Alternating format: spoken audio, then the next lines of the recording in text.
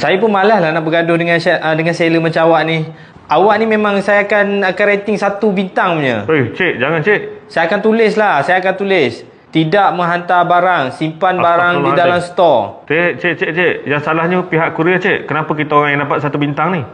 Saya akan tambah lagi. Menyalahkan pihak lain supaya diri sendiri terlepas tangan. Cik ni siapa sampai macam tu sekali? Dah macam kita dekat ni dah cik. Macam salah sangat dah. Sekarang ni salahnya kurier cik. Macam ni lah. Saya pun tak nak lah panjang-panjangkan kes ni sampai saya nak pergi buat report ke apa ke. Saya tak nak. Saya nak pihak awak refund je lah duit saya, senang. Saya beli tempat lain. Kalau cik nak macam tu tak apa, kita try cancel.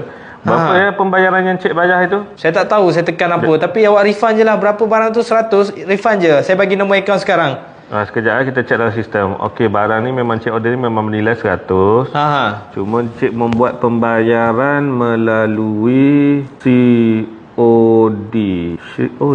Cash on delivery. Cash on delivery. Maknanya cik tak bayar lagi? Maksudnya cik COD.